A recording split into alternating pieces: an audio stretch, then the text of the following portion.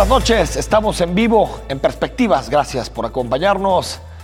Mitad de semana, ¿cómo estás, Edgar Olivares? ¿Qué tal, Enrique? Qué gusto saludarte. Así es, muchos temas que analizar. Estuvieron ayer los candidatos a la presidencia de la República en Jalisco, con motivo de esta Expo ANTAD, una de las expos más importantes del país. Y bueno, vinieron aquí, por supuesto, a platicar de varios temas, entre ellos el tema de la corrupción. Y bueno, también Anaya aprovechó para quejarse del uso de las instituciones en contra de los políticos, en su caso particular. Hay que decir, Edgar Olivares, que estamos hablando de la primera vez que coinciden los tres candidatos presidenciales en un evento durante el periodo de precampaña e intercampaña. Habían en algún momento coincidido en un mismo estado. Si recuerdas, fue Veracruz, que estuvieron claro, los tres presentes. También hablando de corrupción, es inevitable ir a Veracruz y hablar de corrupción después de lo que fue Javier Duarte e incluso algunos de los temas que ha dejado Miguel Ángel Yunes sobre la palestra en Veracruz. Pero lo interesante es cómo el debate en Jalisco, Edgar, se fue precisamente al asunto de la corrupción. Y yo sigo extrañando de parte de los tres candidatos una propuesta concreta, sensata y sólida en materia de corrupción. Porque si te fijas, los discursos van más o menos así. José Antonio Meade dice, está bien, yo he formado parte de un gobierno con varios casos de corrupción, un gobierno acusado de estafas maestras 1, de estafas maestras 2, Odebrecht, OHL, Grupo IGA y todas las que se agreguen en los próximos días. Hoy nos enteramos que 7 de cada 10 licitaciones han sido a través de asignación directa durante el periodo de Enrique Peña Nieto. Es decir, un gobierno que parece ser uno de los más corruptos de la historia del país. Eso por un lado. Andrés Manuel López Obrador habla poco en materia de innovación, también de combate a la corrupción. Si te fijas, la propuesta de Andrés Manuel es básicamente que él al llegar a Los Pinos y a través, digamos, como de esta aura que tiene expansiva en todo el gabinete, va a permitir que sus secretarios, los gobernadores, los presidentes municipales y toda la cadena de políticos y de funcionarios en este país, pues automáticamente se comporten honradamente. Y en el caso de Ricardo Anaya, un poquito insistir en este tema de la Fiscalía Autónoma o de apostar por una Fiscalía Autónoma, pero al mismo tiempo hablando de división de poderes, pero se contradice al decir que si él llega mete a la cárcel a Enrique Peña Nieto y después en realidad termina apostando por el modelo del Sistema Nacional Anticorrupción que ya se ha aprobado y que no está caminando a nivel nacional. Entonces me parece que en combate a la corrupción y a la impunidad vemos pocas ideas novedosas. Incluso si nos metemos a analizar los programas de cada uno de los candidatos, nos daremos cuenta que son ideas recicladas y poca innovación y creatividad en el combate a la corrupción. Nada claro, como lo comentas, Enrique. En el caso de López Obrador, pues es como decir, al llegar yo, automáticamente se va a borrar, va a desaparecer de la faz de la tierra la corrupción en México. Eso es imposible, porque en todos los niveles se dan casos de corrupción. A mí me gustaría escuchar propuestas en el sentido de cómo van a evitar que, por ejemplo, en la relación con los empresarios se evite la corrupción. Cómo se va a lograr que se eliminen estos grandes negocios a través de las adjudicaciones directas. Los moches. El tema de la ley, por ejemplo, dice que por temas de seguridad nacional y otros casos se dan las adjudicaciones directas, pero no están respetando esa parte de la ley. Es decir, no hay mecanismos o propuestas de mecanismos. Vamos a ver si con la llegada de las campañas y que ahora sí van a poder presentar todas sus plataformas, ya encontramos algo más interesante, porque al momento, pues nada concreto. Pero fíjate, Edgar, que una cosa es que empiecen a publicitar más sus propuestas, pero si uno tiene duda de qué están proponiendo los candidatos, ya están los programas políticos registrados. Tal vez no pueden hablar públicamente o tan abiertamente de los programas por esta estupidez del INE, perdóname por decirlo de esa forma, pero es una estupidez que lo que se prohíba en el periodo de intercampañas es proponer. O sea, puedes prohibir otras cosas que tal vez tienen menos sentido dentro de un proceso político, los mítines, no sé. Pero hablar de que los candidatos no pueden proponer es una reverenda tontería. Pero el INE todavía ha ido más al fondo y lo hemos platicado en alguna ocasión, Edgar, prohíbe los debates. Hoy vamos a tener a 2 candidatos a diputados y no van a poder debatir. Lo que van a tener que hacer es cada uno dar su monólogo, porque no pueden confrontar posturas, porque lo prohibió el Instituto Nacional Electoral como un ejercicio que se puede hacer en el periodo de intercampañas. Es decir, me parece que los candidatos no están abonando con propuestas innovadoras, pero tampoco la autoridad electoral está apostando por un proceso electoral en donde existan ideas sobre la mesa. Pero además, la autoridad totalmente rebasada, es decir, La ley no te permite debatir, pero Sí. lo que sí estamos viendo en estas intercampañas es una cantidad de ataques, Sí, de acusaciones.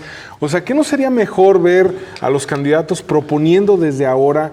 Insisto, y yo lo había dicho la semana pasada, en un país Sí. que tiene tantos problemas, no puede ser que los candidatos no puedan abiertamente hablar de soluciones y sí puedan todo el tiempo estarse atacando a ver quién es más corrupto y La a ver guerra quién del perdona lodo, a quién ¿no? y a ver quién está más quemado y quién está con quién, ¿no? Ese es el tema.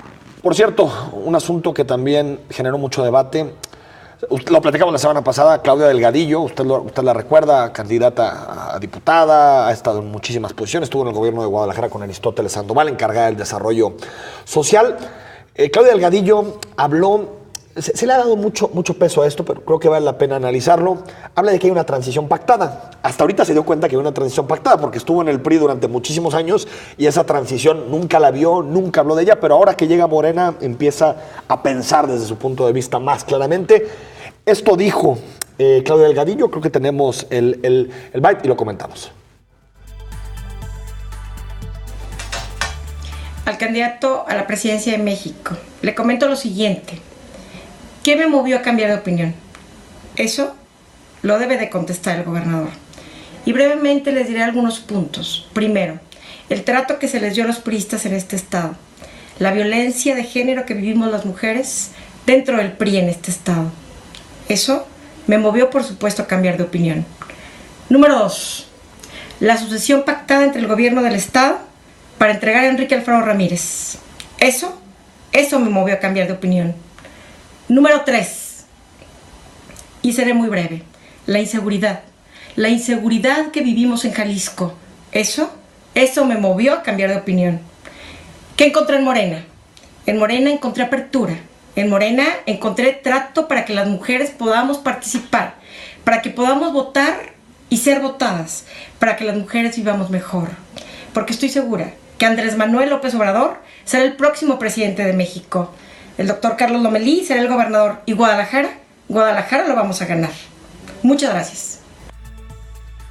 Bueno, pues ahí está, la declaración de Claudia. Enrique, yo creo que cuando alguien cambia de partido, pues por supuesto que, digamos, en esta situación de alguna manera de vendetta o de decir, bueno, pues ahora sí me voy contra mi partido porque ya no estoy ahí, ya no, nada me amarra, ¿no? No sé qué tan real o qué tan cierto pueda ser esto de la transición pactada. Hay muchas teorías de que efectivamente pudiera ser ya un tema de que el PRI tenga brazos caídos, pero esto lo vamos a ver en la campaña, es decir, me parece que en el momento en el que ya se abra la campaña, ahí es donde nos vamos a dar cuenta si realmente es una transición pactada o si el PRI va a tratar con uñas y dientes de refrendar el poder de mantenerse en el poder, ¿no? Pero a ver, esto también se platicó en 2012. La teoría de la conspiración y tratar de explicar siempre la política y los movimientos políticos a través de la teoría de la conspiración es algo muy mexicano, porque aparte los políticos son tan opacos y expresan tan poco y cuentan tan poco en los medios de comunicación que de pronto es muy atractivo poner este tipo de interpretaciones en la palestra desde el punto de vista de la teoría de la conspiración. Sin embargo, yo me pregunto, bajo esta lógica y este debate y cayendo un poquito en la provocación que lanza Claudia Delgadillo, ¿por qué le convendría a Enrique Alfaro pactar la transición? ¿Por qué? O sea, si todas las encuestas públicas, privadas, todas las encuestas que se levantan le dan 25, 30 puntos de ventaja sobre el PRI e incluso ya ponen en duda de que el PRI pueda llegar en segundo lugar en esta elección, ¿por qué habría Enrique Alfaro de sentarse con el gobernador y decirle, a ver, gobernador, ¿qué quieres? ¿Qué te respeto? ¿Por qué? Realmente no lo entiendo, ¿eh? Me parece que choca con el razonamiento lógico. Si alguien me dijera, oye, hay una disputa política más parecida a la de 2012, en donde Emilio González apostó por un candidato, por el Movimiento Ciudadano, que era gobernador en ese momento, para tratar de acercarse al PRI, tratar de competirle, y había ese acuerdo, lo puedo entender más. Pero en un escenario en donde el puntero no tiene ningún incentivo de sentarse a platicar con el gobernador, que su candidato no levanta, está entre segundo y tercer lugar, yo no entiendo el incentivo. Me parece que de pronto las interpretaciones y los argumentos que se utilizan para explicar el supuesto contubernio entre Enrique Alfaro y Aristóteles Sandoval, me parece que son argumentos que no son sólidos. Edgar, por ejemplo, que forman parte de una misma generación. O que son amigos. O que son amigos. O que fueron amigos. O sea, está bien, digo, si es así, podríamos pensar en contubernio, relaciones y pacto de impunidad prácticamente en todos los procesos.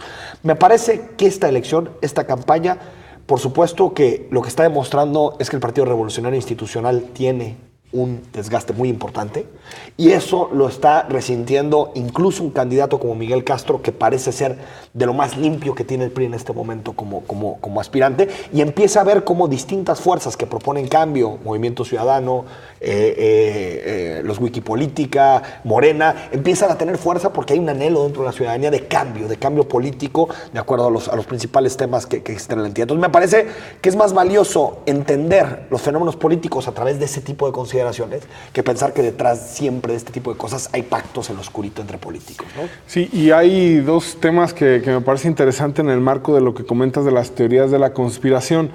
Por ejemplo, el hecho de que quienes están yendo a Morena, por ejemplo, en realidad son enviados para infiltrarse en el Movimiento de Regeneración Nacional y hacerle daño desde adentro a López Obrador, ¿no? El mismo Uribe, ¿no? Que sería enviado de Enrique Alfaro.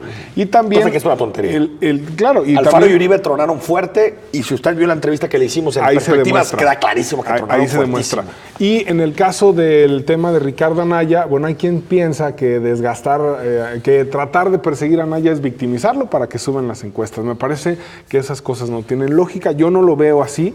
A mí me parece que sí hay un intento del PRI de tratar de mandar al tercer lugar a Ricardo Anaya, y en el caso de quienes están yendo a Morena, pues es pragmatismo puro. Se están yendo porque algo les ofrecieron y ya. Es la disputa por el segundo lugar, porque el segundo lugar será el retador de Andrés Manuel López Obrador, que es aparte una disputa que tal vez se intensificó en el periodo de intercampañas, pero que viene desde la precampaña.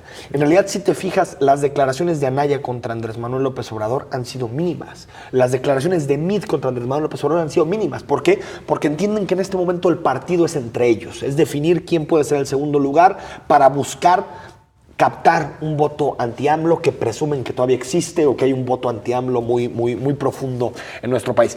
Solo mencionar que también en la visita a Guadalajara era interesante ver, de los candidatos presidenciales, Edgar, era interesante ver la recepción que le daban los empresarios a Andrés Manuel López Obrador, que siempre tiene este lado más morboso por la mala relación que en algún momento que tuvo en algún momento Andrés Manuel López Obrador con el empresariado. Esto lo que nos demuestra es que el Andrés Manuel de 2018 es un Andrés Manuel distinto al de 2012, pero es un Andrés Manuel casi... digamos, que no comparte prácticamente nada con el Andrés Manuel de 2006. Por eso tituló... Bueno, no hubiera venido adelantado en 2006. Puede ser que no. Posiblemente. Incluso por eso la columna en aquel momento Jesús Silva Herzog la llamó AMLO 3.0, porque era la tercera transformación de Andrés Manuel López Obrador, y lo vimos en su relación con los empresarios. Vimos que estaba escoltado a su lado por Alfonso Romo, el hombre fuerte y el vínculo con los empresarios, y quien se presume que puede ser su jefe de gabinete.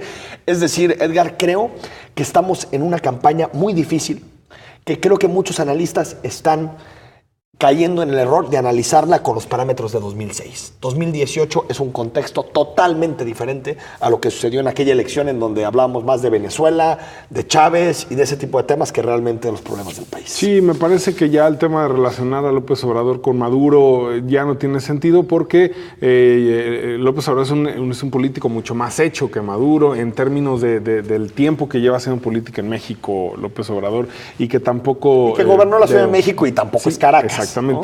Y me parece que también pasamos de este López Obrador mucho más bélico en 2006 a la República del Amor Total en 2012. Y ahora la República de la Impunidad y la Amnistía. Entre el perdón, el amor y también... El cristianismo. Sigue pegando, pero no igual de intenso. Es prácticamente ese López Obrador el que está compitiendo, y que hoy, por ejemplo, una encuesta de New York Times le da 14 puntos de ventaja. 14 puntos de ventaja. Vamos a ir al corte. Estamos en Perspectivas totalmente en vivo. Al regreso platicamos con dos aspirantes a diputaciones, Mariana Fernández y Enrique Velázquez. Y más adelante también platicamos, Edgar, por fin el gobernador habla claro en materia de seguridad. Me parece que la declaración de hoy es mucho más sensata que las justificaciones del pasado. Ya habla de que la situación en Jalisco es muy grave, después de un martes sangriento en donde murieron 16 jaliscienses, 16 personas en zona metropolitana de Guadalajara. Y también platicamos sobre el Día Internacional de la Mujer, Edgar. Mañana es 8 de marzo y por lo tanto hay llamados, huelgas, paros en todo el país y a nivel internacional. Estamos en Perspectivas. Escríbenos, abiertas todas las vías de comunicación.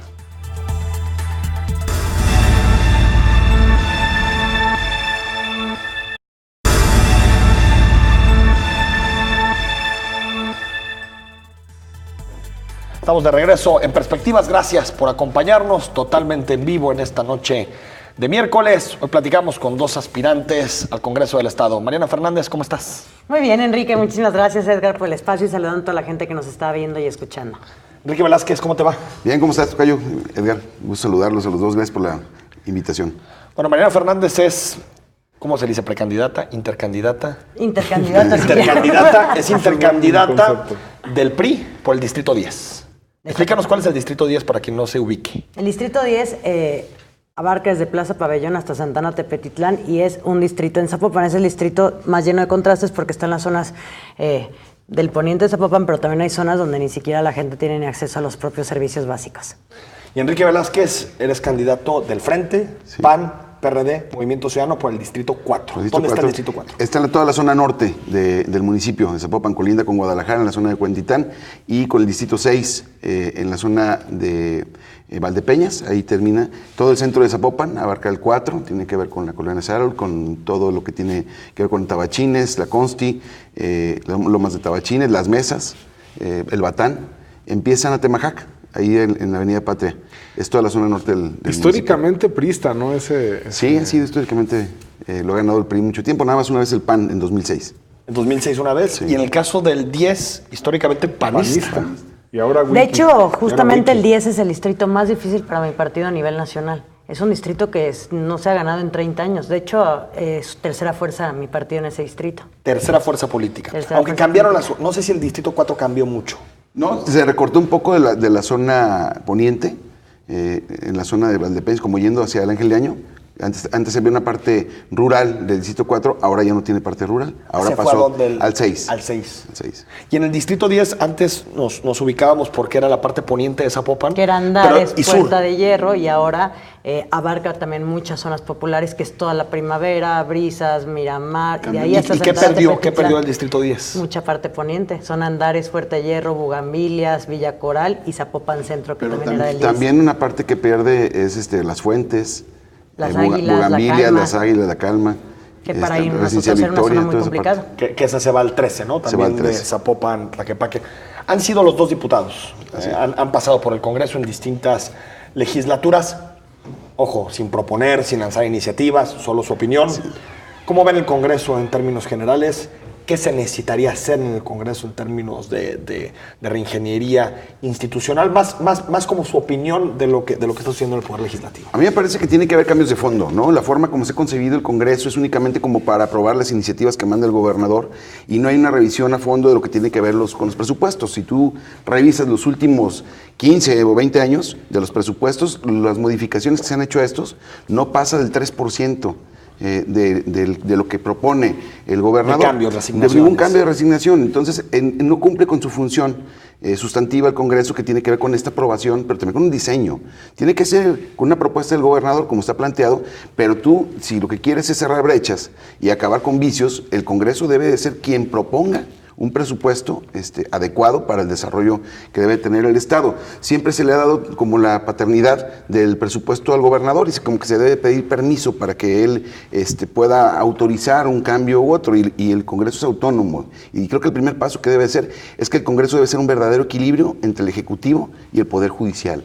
Y de esta manera me parece que si no logramos que desde los presupuestos empezar a cambiar la forma de etiquetarse los recursos y seguimos haciendo lo mismo, el resultado va a ser igual. E incluso el tema de seguridad tiene que ver con la correcta aplicación de los recursos, sí, pero particularmente con el diseño del presupuesto. Y el Congreso debe ser se debe de fajar para poder discutir con todas las fuerzas políticas y diseñar un presupuesto adecuado para estos tiempos, ¿no? Mariana Fernández. Yo creo que como diputados todos tenemos que ser un vehículo a las leyes que requiere el propio Estado.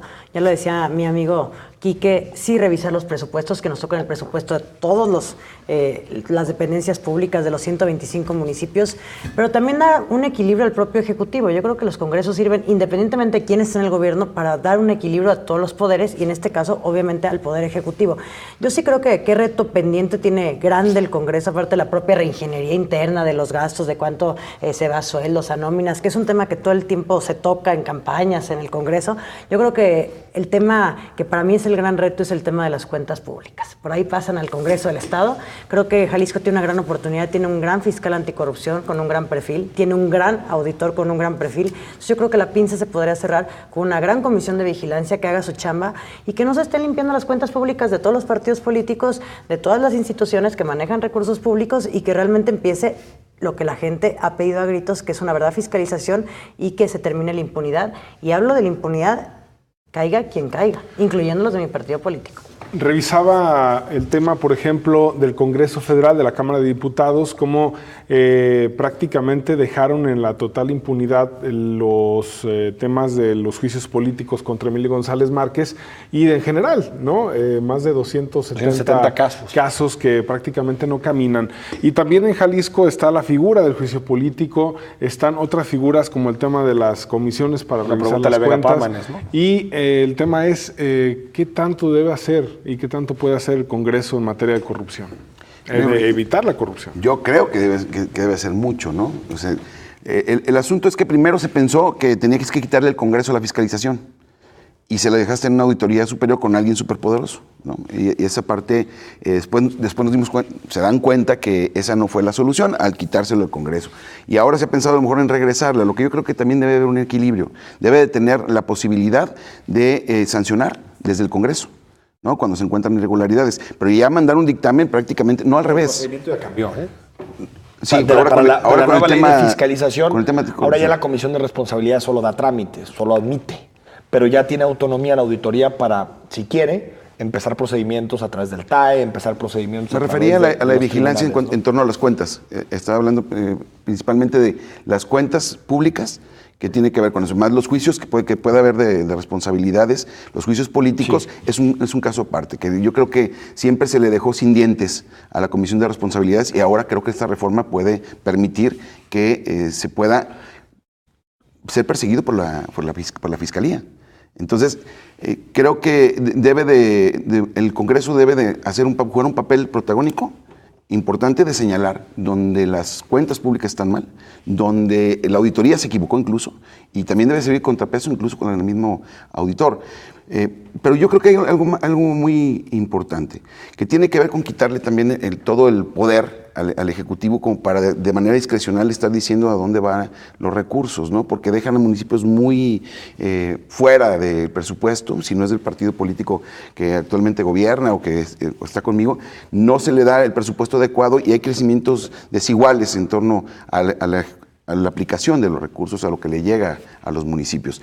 El Congreso creo que puede tener muchas fortalezas, particularmente en que las leyes deben de ser justas. Mariana no se coincide conmigo, pero hay muchísimas leyes en este Estado. Muchas leyes que no se armonizan y que incluso la Corte te ha dicho, o las jurisprudencias te dicen que ya no son aplicables y nadie se ha metido a trabajar para hacer una depuración de todas las leyes en Jalisco. Y creo que es un trabajo que tenemos pendiente. ¿Cómo le decían? Deshaz tu ley. En vez de haz tu ley, ya ven, en la plataforma de Haz tu ley también se puede, ¿no? Sí, que en este país el tema no es de carencia de leyes, tenemos leyes para todas las materias, el tema es el cumplimiento de estas leyes.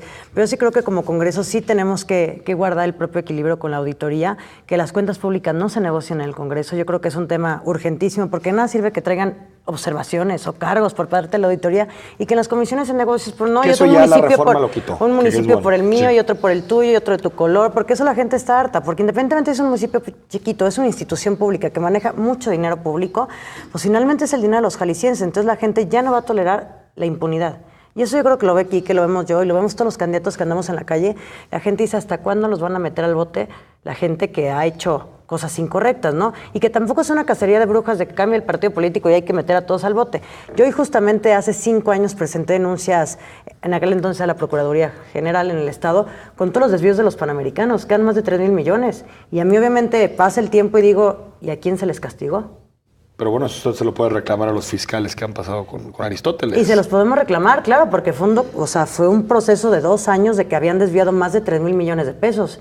A mí me tocó las comparecencias en aquel entonces porque yo era una diputada de oposición y a la fecha la auditoría son los mismos 3,000 millones de pesos que se denunciaron en el 2012 y no hay personas que estén en la cárcel con esos desvíos de recursos. Entonces, cambió de partido, pero sin embargo no hubo responsables.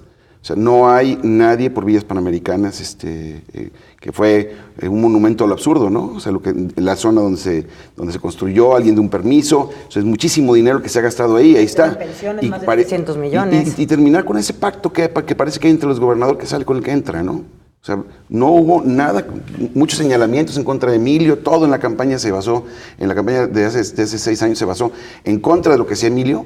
Pero realmente cuando llega el nuevo gobierno no hay ningún avance de la Fiscalía. Ahí también, no sé, también tiene que ver con reducir la discrecionalidad en alguna toma de decisiones. Por ejemplo, en el caso de Luis Carlos Vega, que fue el último juicio político y el último juicio que se ha debatido a nivel legislativo, no supimos cómo llegaron al primer dictamen, por qué hablaban de 13 años. De 13. Después, cuando llega al Pleno, se llega a un acuerdo para bajar a 9 años, porque dijeron que las comisiones habían hecho mal las cosas y no habían sustentado bien en la Comisión de Responsabilidades la apuesta por 3 años de inhabilitación. Ese proceso tiene que ser más transparente. Claro, para que el totalmente. Congreso tenga credibilidad en la medida de convertirse eso, ¿no? En un juez, en un sancionador. Pero yo en creo temas que políticos. cuando alguien mintió, cuando alguien miente para ocupar algún cargo y luego trata de ser una cadena de favores siendo presidente de un tribunal, de un poder, del Supremo Tribunal, yo creo que el asunto no debe recaer exclusivamente en el Congreso, debe irse a la Fiscalía. De todo esto, el tráfico de influencias está tipificado en el Código Pero no Penal. hay ninguna denuncia. Ese es el asunto. Pero desde ahí está la discrecionalidad, desde cómo se integran los debe ser de expedientes en los oficio. juicios políticos, ¿no? Es decir, se integran los expedientes y entonces cada diputado, cada bancada decide qué sí procede, qué no procede, y no hay una claridad. Es decir, es totalmente a discreción. Y sobre todo, Edgar, que no se proceda ya que es un tema viral, que la sociedad, que las ONGs, que los medios de comunicación te están presionando. Seguramente casos en el Estado ha habido, y tal vez habrá peores que el del propio magistrado, y nada más es cuando le llevas un tema viral que se resuelva. No, si es un alcalde de una zona norte que a lo mejor nadie conoce, también hay que llevarlo. O sea, no es solamente hasta que la sociedad dé la exigencia. Porque hoy justamente tenía la oportunidad de estar con unos alumnos en una universidad y me decían, es que ¿por qué los partidos lo están llevando todo hasta el límite? Ya cuando es insostenible un exgobernador, ya cuando es insostenible un tema es cuando... En ese momento, En ese ¿no? momento. En la campaña quieren meter a todo el mundo al bote y el próximo año pues ya nadie se acordó de quiénes querían. Pero en el Congreso son como cartitas, ¿no? Hay 3 juicios políticos de tu partido, 2 juicios del mío, y por lo tanto, pues mejor congelamos los 2. Suele operarse de esa forma, ¿no? Las Y negociaciones... ustedes que han sido del- diputados. Yo nunca estuve en la Comisión de Vigilancia, desconozco, claro que ahora aspiro a estar en la Comisión de Vigilancia porque creo que es una gran oportunidad para el Estado, pero sí creo que independientemente, porque a veces pasa que los municipios chiquitos son los que más cargos traen. Sí, pues sí. Y después Son los Guadalajara que te menos se pueden aparecen defender. ceros, las instituciones públicas que traen recurso público, que no son de gobierno, que son entes también independientes, que manejan 10,000 millones de pesos al año, también vienen en ceros, pero un municipio que trae 20 millones de presupuesto al año vienen con un montón de cargos. que la Sí, se auditoría Entonces, era negocian en bloque, ¿no? A entonces veces. yo por eso decía, pues realmente Ahora hay un buen era- auditor, ¿no? Sí, me parece O que alguien con está calificado, trayectoria, ¿no? está- Está tiene que calificado. aprobarlo, por supuesto. Sí, ¿no? sí, él tiene que probarlo y tiene un reto muy importante y bueno, hay que darle la confianza, ¿no? Yo creo que no debería existir un sistema estatal de anticorrupción. A mí me parece que que con el correcto cumplimiento de las leyes que tenemos, no necesitaríamos tener un sistema para perseguir exclusivamente la corrupción cuando lo que debes de perseguir es el delito, ¿no? Y entonces, por eso acabar con la impunidad. Pero bueno, eso ya existe, me parece que es necesario. Yo desde la presidencia de la agrupación política de Hagamos, nosotros vigilamos mucho el proceso, el procedimiento para todo este tema del sistema estatal anticorrupción y nos quedamos satisfechos. O sea, creo que se puede hacer muchas cosas, pero lo hicimos, creo que se están haciendo algunas cosas bien y esto puede ayudar a que la gente tenga más información, sean procedimientos más transparentes y el Congreso debe de demostrar su equilibrio y su imparcialidad. Mira, nosotros fuimos... Déjame al corte y terminamos Vamos a un corte. con el comentario. Vamos al corte, estamos con Enrique Velázquez, con Mariana Fernández, platicando sobre el Congreso. Escríbenos, #perspectivas, Twitter, WhatsApp, todas las vías están abiertas.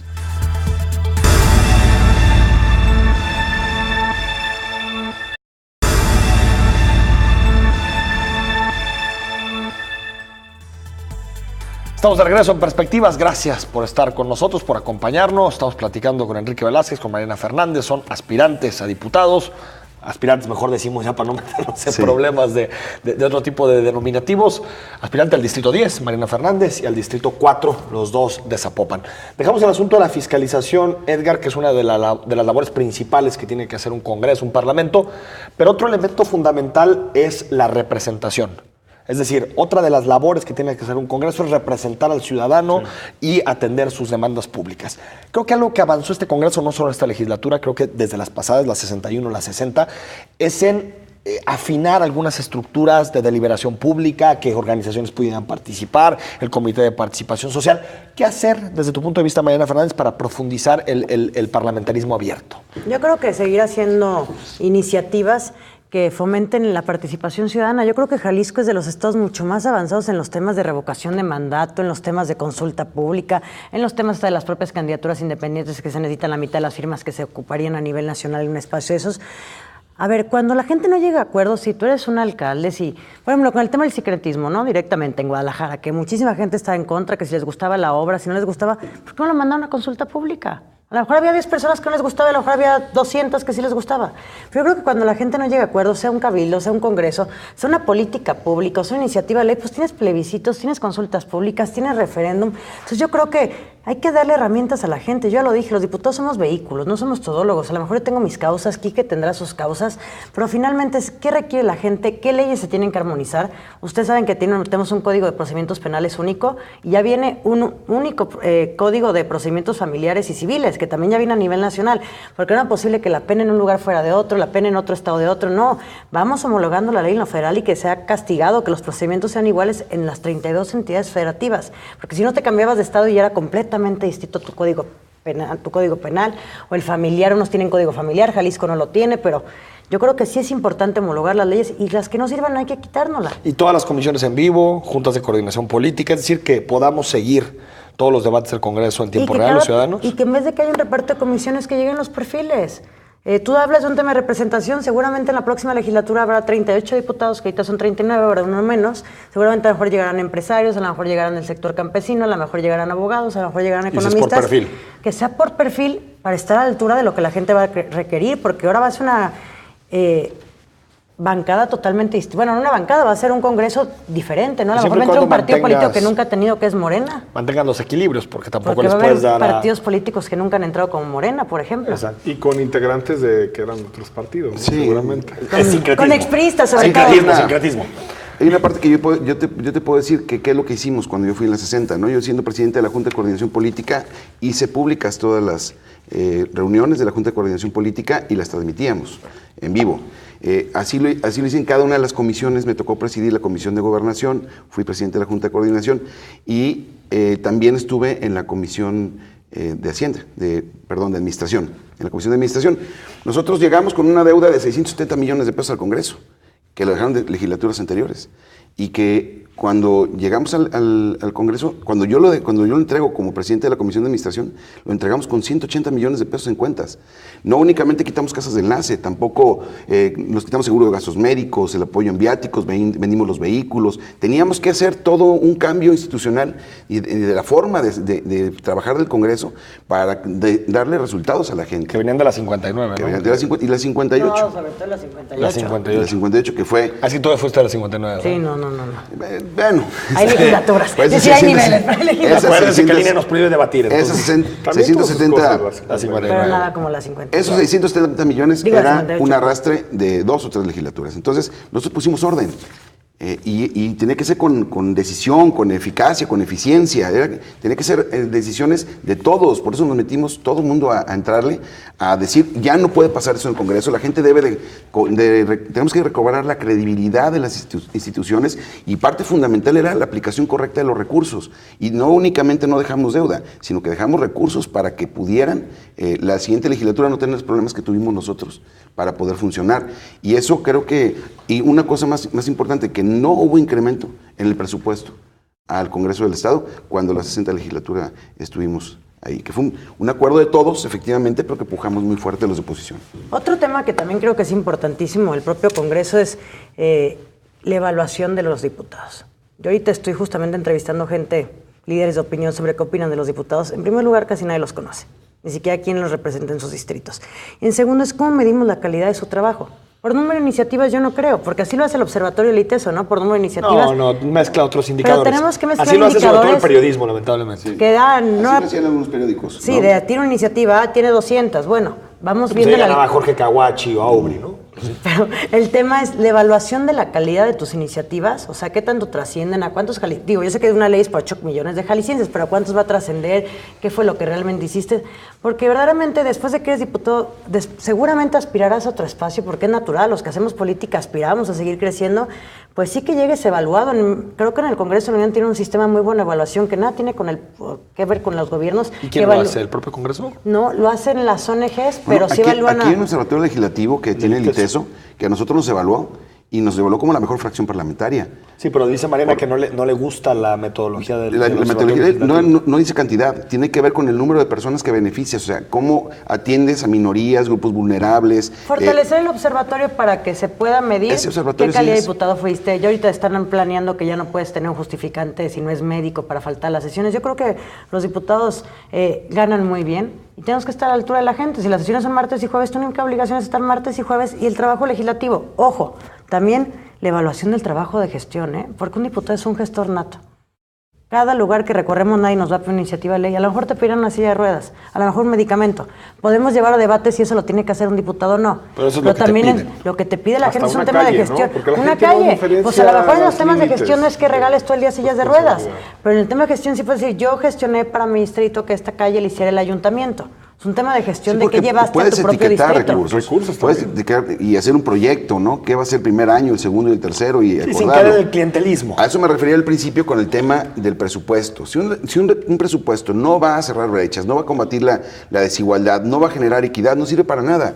Debe haber un presupuesto que debe darle un golpe de timón en la próxima legislatura para que exista mayor presupuesto en la educación, particularmente para buscar que los jóvenes no estén en la calle. Pero ¿qué está pasando esta semana? O sea, 51 muertos en lo que va de marzo, y estamos a 7. Esto parece la locura, parece que nomás lo estamos contando. Y esto habla de políticas públicas y presupuestos mal aplicados, además de que la autoridad está volteando para otro lado. El Congreso debe de ser el representante para señalar eso. Y que no le importe caiga quien caiga. Y que si alguien no está haciendo bien su trabajo, que se retire. Aunque el gobernador sea de tu partido. Aunque sea de tu partido. Aunque sea de tu partido. Si no está dando resultados, o sea, ¿qué está pasando? Cierra diciembre pasado con 28,000 muertos. El día que vea eso, llega que la fracción del gobernador critique al gobernador por un y no por solamente cierto el gobernador, llega los presidentes o quien sea. Llega diciembre ¿no? con 28,000 muertos y en lo que va del año, nada más en Jalisco tenemos, bueno, nada más lo que va de marzo, 51 ejecutados. Y dicen, es que viene peor. Entonces, ¿sí saben lo que está pasando? O sea, que hay que ponerse a trabajar en ese sentido. Ahora, si no se puede y tiene que ser con la federación, bueno, Guadalajara está lleno ahorita de militares. Y sigue apareciendo muertos. Yo creo que el tema de inseguridad nos está afectando a todos, independientemente, lo venía platicando con Edgar, que me estaba platicando que le habían robado su celular en días pasados. Venía platicando que nos afecta a todos. A lo mejor en una zona popular al chavo por robarle los 20 pesos del pasaje, en una zona con más privilegios por robarte una camioneta, pero finalmente todos estamos expuestos todo el tiempo. Yo sí creo que las autoridades se tienen que concentrar, hablo no solamente de la federación, que es cuando ya vienen a ayudar a un estado, hablo también de una fiscalía estatal, pero también hablo de las policías municipales. Hay también muchos alcaldes que están nada más pensando en su reelección y están descuidando el propio tema del municipio. Entonces yo creo que si quieren pensar una reelección tienen toda la libertad y su derecho político a buscar una reelección, pero que también te dejen alcaldes interinos que sí estén preocupados por la seguridad del municipio, porque no se va a resolver solamente con la Fiscalía del Estado. Nuestro fiscal no anda en campaña, que Raúl. Nuestro fiscal no está en campaña, pero si no hay coordinación de nada nos va a servir. Mañana se conmemora el Día Internacional de la Mujer y creo que los feminicidios no han bajado, las desapariciones no han bajado. En el caso de Karina... Y va a haber toda una concentración de la Universidad de Guadalajara el viernes para el tema de Karina, ¿no? Porque la mata su expareja, que es la línea de investigación que lleva la Fiscalía. Fíjate, es que yo creo que en el tema, por ejemplo, de la mujer, que es un buen asunto, se habla mucho del tema, se habla mucho, hay muchos discursos, pero eso no se traduce en iniciativas. O sea, realmente cuántas iniciativas de peso que tengan sustancia, que vayan a cambiar, tengan que ver con brecha salarial, que tengan que ver con mejorar las condiciones de acceso al mercado laboral, incluso de permisos de maternidad y paternidad, porque es necesario para que una mujer pueda tener una carrera profesional, que su marido también pueda trabajar en lo doméstico. Es decir, a lo que me refiero es, hay mucho discurso detrás del debate de las mujeres, pero sobre todo, por ejemplo, pocas acciones. Las empleadas domésticas que no tienen acceso a un seguro social, por ejemplo, o en esta legislatura sí legislaron para el feminicidio, en vez de 25 a 50 años, ya se fueron de 50 a 70 años. Sí, pero pues no agarras a nadie, pues la impunidad. No, y además no es solamente un tema del Estado, que hay que responsabilizar a todos, no, porque todos por supuesto tenemos que una todos tienen responsabilidad, pero me refiero que a tengas eso. una alerta de género en el Estado. Esa es una idea muy priista, lo vimos en esta legislatura y en otras. Nada más subir las penas. Sí, yo tampoco creo que sea No solución. hay un asunto de persecución, ¿verdad? De impunidad, de ponerlos. O sea, la ley no debe de ser únicamente meter todo el mundo a la cárcel. O sea, debe ser cómo das las herramientas necesarias para que se combata la impunidad y tengan las policías los elementos para poder dar con el responsable. Porque luego te dicen, es que tal vez el crimen organizado, es que tal vez fue un tema pasional, es que tal, como el caso de Karina. Sí. No me importa a lo mejor por qué fue. Dime ahorita, dime quién fue, ¿no? ¿Y dónde está? ¿No crees que se ha hecho poco por las mujeres en el Congreso? No es el Congreso, yo creo que el Estado tiene una alerta de género, pero esa alerta de género está en los municipios gobernados también por otro partido político. Entonces, las políticas, el Instituto Jalisciense de las Mujeres es unas políticas, pero también las tienen que cumplir los propios municipios. Sí. En este sexenio se hizo un centro de justicia para mujeres, a mí me tocó ir por el recurso federal a la Secretaría de Gobernación junto con la esposa del gobernador. Era un tema prioritario en el Estado, que las mujeres tuvieran 12 dependencias para atenderlas, y ahorita una mujer va y la pueden atender hasta en 15 horas. O sea, es durísimo porque atienden 300 mujeres cada día. ¿Qué dijo el gobernador en su informe? Urge otro segundo centro de justicia para mujeres que esté a lo mejor en Puerto Vallarta, que esté en otra sede, porque no está habiendo acceso a los servicios, a la justicia, y es porque ni siquiera las instituciones públicas están dando abasto, y hablo de los poderes, no solamente el Ejecutivo. Mariana Fernández, gracias por haber estado con nosotros. Ojalá nos sigan invitando. Por este tiempo te vamos a seguir invitando. Enrique Velázquez, como siempre, muchas gracias. Muchas gracias por la invitación y gracias por haberme invitado con Mariana. Vamos al corte, al regreso hablamos del tema de la semana, lamentablemente, la inseguridad.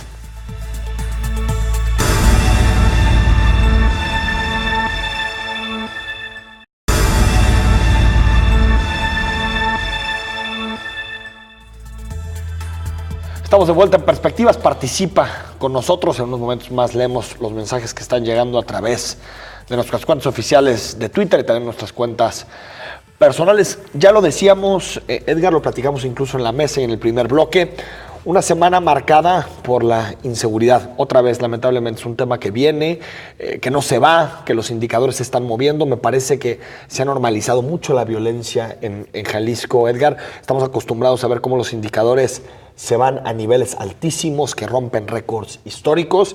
Y sin embargo, me parece que la respuesta de las autoridades ha sido timorata, ha sido muy rutinaria. Casi siempre se habla de coordinación, se habla de ponerse más de acuerdo, pero difícilmente vemos una respuesta de fondo en este tema, ¿no? Sí, sobre todo, a ver, el tema es que el año pasado fue el más violento desde que se tenga registro en todo el país, ¿no? Desde 1999 yo hablaba con un especialista en seguridad, le dije, quizá los aztecas mataban más personas, no lo sabemos, no tenemos pero fuera de eso, en el tema de los registros desde 1997... Totalmente. Fue el peor año 2017. Pero ¿qué es lo que está ocurriendo? Que en este 2018, si lo comparamos con los mismos periodos del año pasado, de enero, febrero y marzo, hay más asesinatos. Es decir, que vamos rumbo a romper el récord de 2017, que fue el peor año. De eso estamos hablando. Más de 19% nada más en el caso de febrero de aumento de homicidios en Jalisco con relación a febrero de 2017. Esto nos habla, Enrique, de una situación gravísima que hoy ya lleva al gobernador a salir y a hablar del tema de una manera diferente a lo que normalmente se había escuchado, ¿no? Diciendo, necesito responderle a la gente porque me estaban todo el mundo preguntando qué está pasando, ¿no? Lo escuché más firme, no sé si con más sustancia. Si te parece, vamos a escuchar lo que dijo el gobernador del estado y lo analizamos. Precisamente hoy hizo esta declaración. Vienen días complicados, no les miento. La ola de violencia no se va a terminar. Lo que sí podemos y estamos obligados y lo que vamos a hacer es contener, dejar la piel en el esfuerzo de impedir que esta crisis sacuda nuestra entidad. Sé que para ello cuento con el apoyo y el soporte de los buenos policías, de los buenos comandantes, de las corporaciones municipales y sus alcaldes y alcaldesas, de mi policía estatal, pero sobre todo sé que para ello cuento con lo más importante, con la sociedad. Entiendo la desazón que provoca el hallazgo de cuerpos mutilados, violencia, la muerte convertida en noticia todos los días o la nota roja desbordando cualquier coyuntura. Sé que la ciudadanía vive momentos de incertidumbre porque lo palpo y lo leo en sus mensajes. Lo escucho de propia voz. Sé que esperan respuestas y que también esperan que la explicación del reacomodo de grupos delincuenciales no es suficiente. Bueno, pues ahí la declaración, Enrique. Así, esto es lo que decía el gobernador. Varias frases que rescato. Edgar, tuve posibilidad de escuchar su discurso que duró en torno a unos 15 minutos sobre este tema. Uno, habla de que la situación es grave. Y eso es importante que un gobernante lo reconozca. Es decir, ya no hay tantos eufemismos para explicar la realidad, sino dice sí. La situación y lo que está sucediendo en zona metropolitana de Guadalajara y en Jalisco es grave y los números no lo dicen.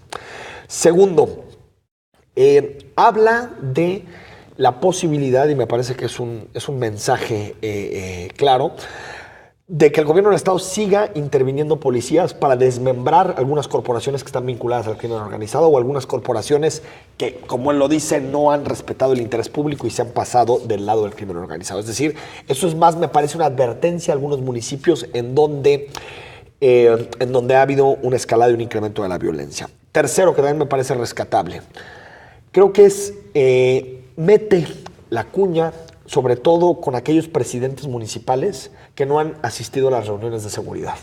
Dice, es importante hablar de coordinación, en este momento no tenemos otra más que coordinarnos y por lo tanto buscamos que los presidentes municipales acudan a las reuniones semanales y que traten de darle prioridad precisamente a ese espacio de interlocución. Creo que tenía mensajes muy claros algunos presidentes municipales que han decidido ausentarse de esas reuniones.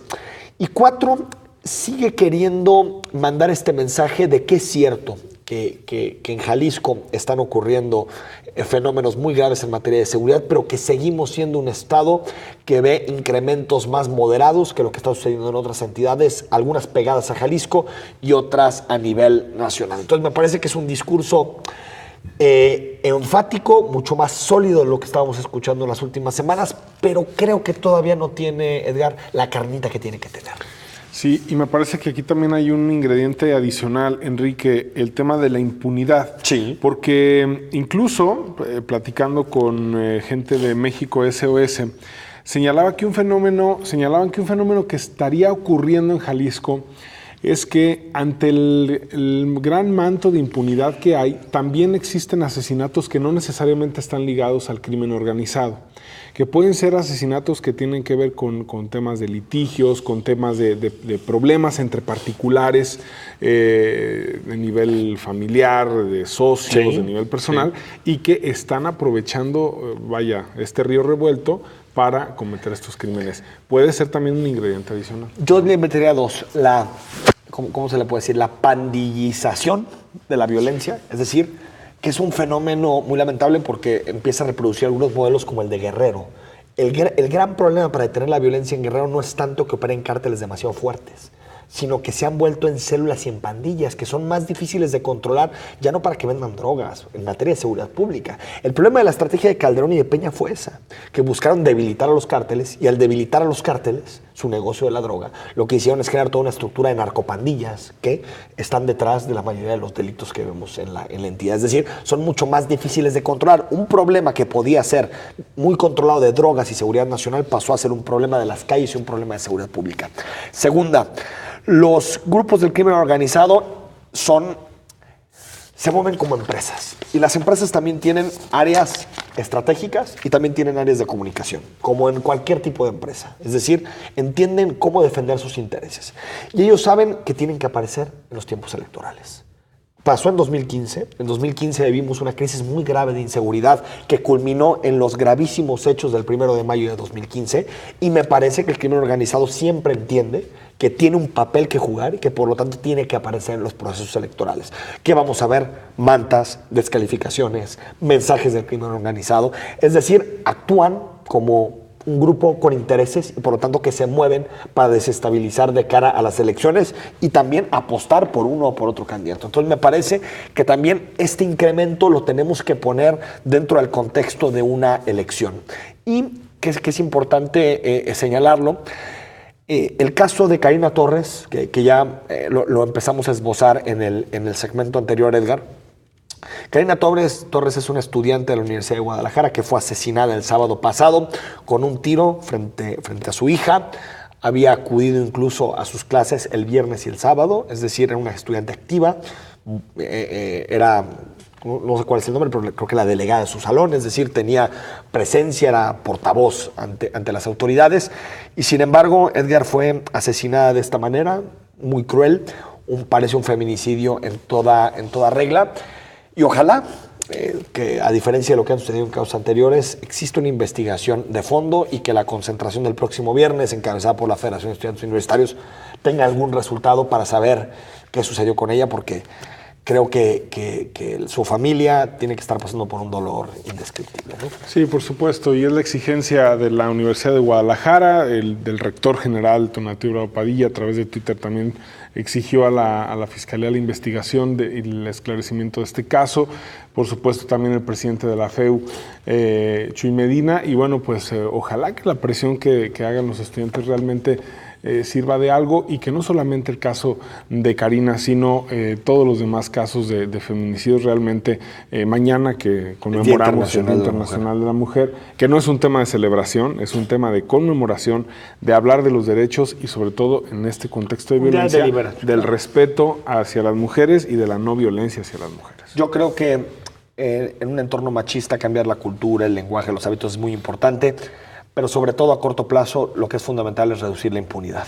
Es decir, que un hombre, una pareja, quien sea, sepa que si maltrata a su pareja, que si acosa, que si abusa, le va a costar caro. Le va a costar caro. Entonces me parece que ese tiene que ser el principal debate de cara a la resolución de los problemas que más afectan a las mujeres. Por supuesto. Edgar, como siempre un placer. Y por cierto, el próximo viernes Edgar Olivares tiene un programa especial por el asunto del Día Internacional de la Mujer. Una conversación, desde mi punto de vista, con una de las mujeres que más ha hecho por el respeto a los derechos de las mujeres y que más, de alguna forma, ha logrado darle vida a una institución que parecía ahí tirada, que era el Instituto Estatal para las Mujeres.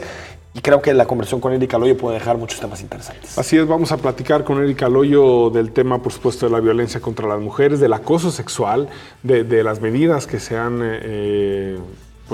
que se han puesto para tratar de reducir el tema de los abusos sexuales, la violencia de género. Muchas cosas interesantes que vamos a platicar. Los invitamos para que nos acompañen este diálogo con Erika Loyo, la presidenta del Instituto Jalisciense de las Mujeres. Próximo viernes, 9 de la noche, Perspectivas.